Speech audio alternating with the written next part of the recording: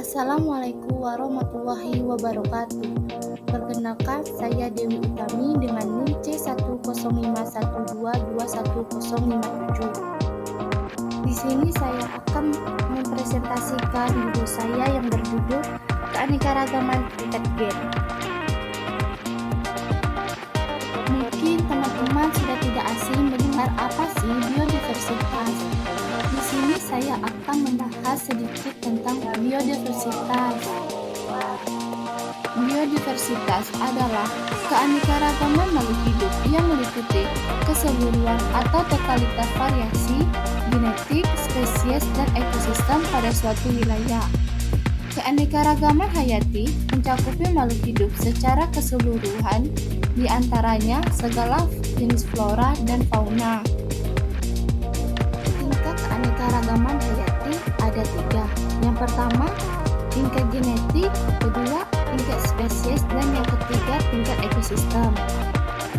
Di sini saya akan membahas lebih detail tentang keanekaragaman genetik. Keanekaragaman genetik adalah keanekaragaman tingkatan disebabkan variasi gen atau struktur gen dalam suatu spesies makhluk hidup. Gen sendiri merupakan faktor pembawa sifat keturunan yang dapat dijumpai di dalam kromosom.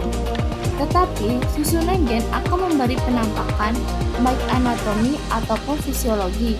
Pada setiap organisme, bila susunan berbeda, maka penampakannya pun akan berbeda pada satu sifat atau bahkan secara keseluruhan. Keanekaragaman ini mencakup mudah dikenali dengan ciri yang memiliki lebih jelas nama ilmiah, serta perbedaan morfologi yang tidak terlalu mencolok. Biasanya, keanekaragaman hayati tingkat gen disebut sebagai varietas. Berikut ini contoh keanekaragaman pada tingkat genetik.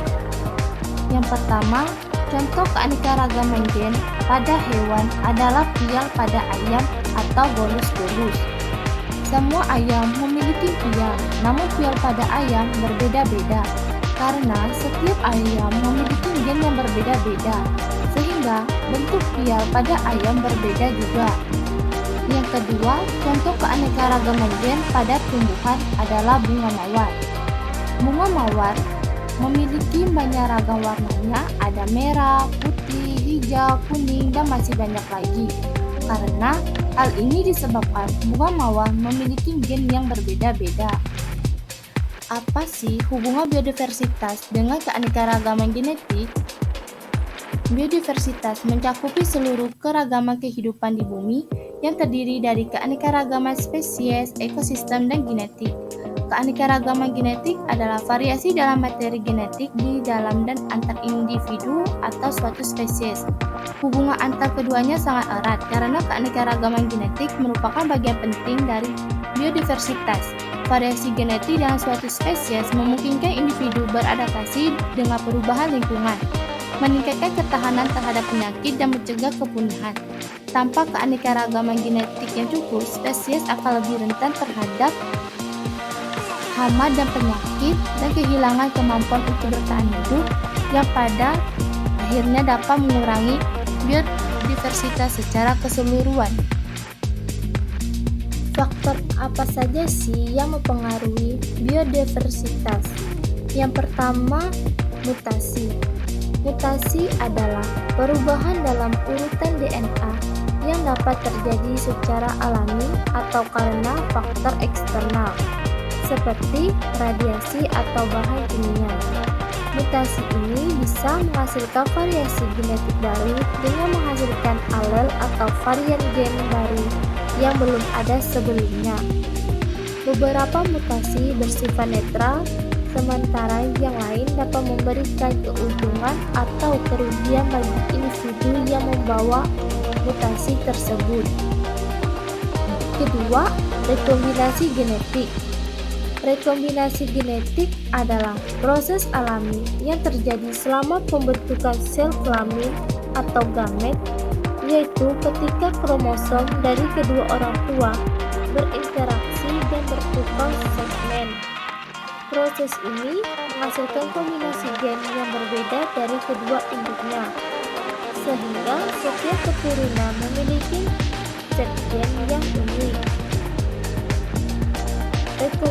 Konservasi meningkatkan variasi genetik dalam populasi karena menciptakan kombinasi baru alel yang dapat menghasilkan karakteristik yang berbeda dan mungkin menguntungkan.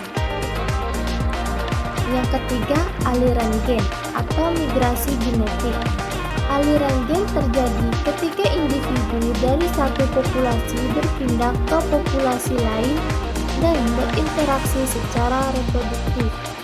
Migrasi ini dapat membawa alel baru ke dalam populasi yang baru sehingga meningkatkan keragaman genetik di dalam populasi tersebut. Yang keempat, genetic drift atau derivisasi genetik. Generative drift adalah perubahan acak dalam frekuensi alel dalam populasi, terutama pada populasi kecil. Peristiwa acak seperti bootleg event atau penurunan drastis jumlah individu dalam populasi atau founded event, pembentukan populasi baru oleh individu yang terbatas, dapat menyebabkan perubahan signifikan dalam variasi genetik suatu populasi tanpa ada seleksi alam. Dan yang terakhir, seleksi alam. Seleksi alam adalah proses di mana individu yang memiliki sifat atau variasi genetik yang lebih sesuai dengan lingkungan mereka akan memiliki peluang lebih besar untuk bertahan hidup dan berkembang biak.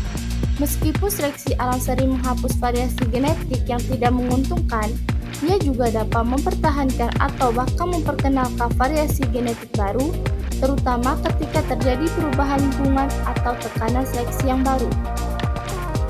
Dampak dari keanekaragaman genetik terbagi menjadi dua, yaitu positif dan negatif. Positif yang pertama, meningkatkan kemampuan beradaptasi.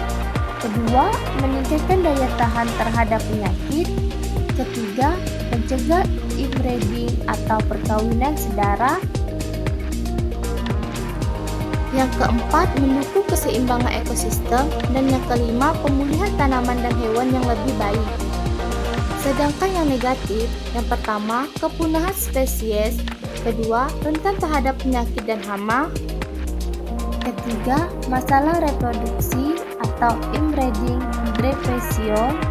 Keempat, penurunan kesehatan populasi. Kelima, kehilangan fungsi ekosistem dan kerusakan pada tanaman dan hewan budidaya. Upaya yang dapat kita lakukan pada keanekaragaman genetik, Pelestarian keanekaragaman genetik sangat penting untuk menjaga keberlanjutan dan kehidupan di bumi. Keanekaragaman genetik mendukung kemampuan spesies untuk bertahan hidup, beradaptasi dan menjaga ekosistem, keseimbangan ekosistem. Oleh karena itu, upaya pelestarian keanekaragaman genetik diperlukan untuk mencegah kerusakan ekosistem. hilangnya variasi genetik berikut adalah beberapa upaya hilangnya variasi keanekaragaman genetik Berikut yang dapat adalah kita beberapa upaya pelestarian Upaya yang dapat genetik kita yang lakukan pada dilakukan. keanekaragaman genetik. Yang pertama, konservasi di alam atau in situ. Konservasi in situ adalah pelestarian spesies dan habitatnya secara langsung di alam, di mana spesies hidup dan berkembang biak secara alami. Upaya ini mendukung kelangsungan hidup spesies dalam ekosistem aslinya, seperti melalui pembentukan taman nasional, cagar alam, dan restorasi ekosistem. Kedua, konservasi luar alam atau ex situ. Konservasi luar alam melibatkan pelestarian spesies di luar habitat alami, seperti dalam kebun raya, bank benih, atau fasilitas pemulihan.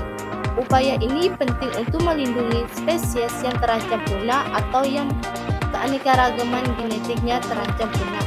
Contoh kebun raya dan kebun botani, menanam dan merawat spesies tanaman langka dan terancam punah untuk menjaga keragaman genetik tanaman tersebut. Yang ketiga, pengelolaan populasi, menghindari perkawinan sedara dengan pengelolaan pemulihan yang cermat dan memindahkan individu antar populasi terisolasi untuk meningkatkan variasi genetik. Keempat, pendidikan dan kesadaran masyarakat, meningkatkan pemahaman masyarakat tentang pentingnya keanekaragaman genetik dan melibatkan mereka dalam program konservasi. Contohnya, menjaga masyarakat untuk terlibat dalam program konservasi seperti penanaman pohon, pemantauan spesies langka, atau pengelolaan tanaman kota.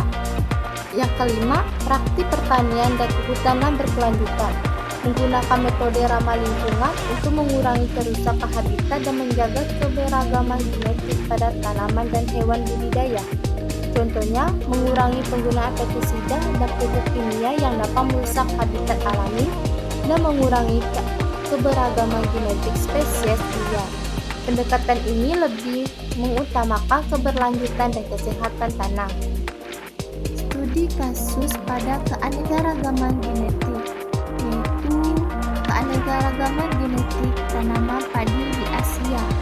Latar belakangnya, tanaman padi merupakan bahan pangan utama bagi lebih dari setengah populasi dunia, khususnya di Asia.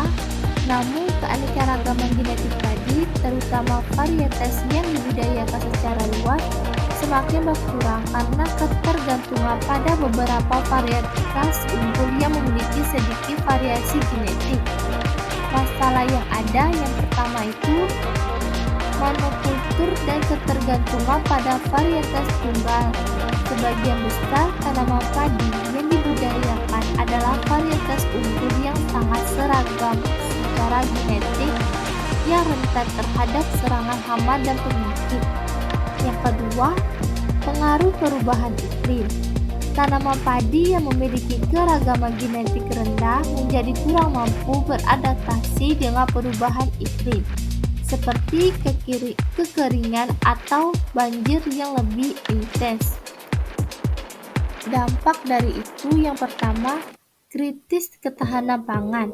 Ketergantungan pada varietas tunggal dapat menyebabkan kegagalan panen besar-besaran jika penyakit atau kondisi lingkungan yang ekstrim menyerang tanaman.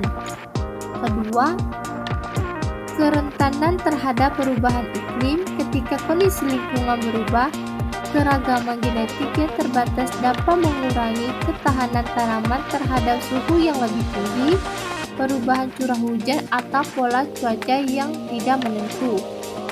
Upaya yang dapat dilakukan yang pertama, pengembangan varietas baru. Penelitian dilakukan untuk mengembangkan varietas padi yang lebih beragam secara genetik dan lebih tahan terhadap penyakit, serta mampu beradaptasi dengan perubahan iklim. Yang kedua, konservasi padi lokal. Beberapa program konservasi bertujuan untuk melestarikan varietas padi lokal yang memiliki ketahanan terhadap kondisi lingkungan tersebut. Yang ketiga, penyuluhan kepada petani. Meningkatkan kesadaran petani tentang pentingnya menggunakan berbagai varietas padi untuk mengurangi resiko kegagalan panen dan memperbaiki ketahanan pangan. Dan dapat disimpulkan dari presentasi saya bahwa keanekaragaman hayati mencakupi variasi genetik, spesies, dan ekosistem di suatu wilayah. Keanekaragaman genetik sebagai dari keanekaragaman hayati merujuk pada variasi gen dalam suatu spesies yang memungkinkan spesies beradaptasi dengan perubahan lingkungan dan meningkatkan ketahanan terhadap penyakit. Keanekaragaman genetik ini penting untuk kelangsungan hidup spesies dan keberlanjutan ekosistem. Faktor yang mempengaruhi keanekaragaman genetik antara lain mutasi, rekombinasi genetik, aliran gen, genetik drift, dan seleksi alam. Dampak positifnya mencakup kemampuan beradaptasi, daya tahan terhadap penyakit, serta mendukung keseimbangan ekosistem. Sebaliknya, kehilangan keanekaragaman genetik dapat menyebabkan kepunahan spesies rentan terhadap penyakit dan mengganggu fungsi ekosistem. Dan pelestarian keanekaragaman genetik dapat dilakukan melalui konservasi in situ dan ex situ, pengelolaan populasi, pendidikan masyarakat, serta praktik pertanian dan kehutanan berkelanjutan. Salah satu contoh nyata adalah pelestarian keanekaragaman genetik pada tanaman padi yang penting untuk mengatasi krisis ketahanan pangan dan perubahan iklim. Sekian dari presentasi saya ucapkan terima kasih.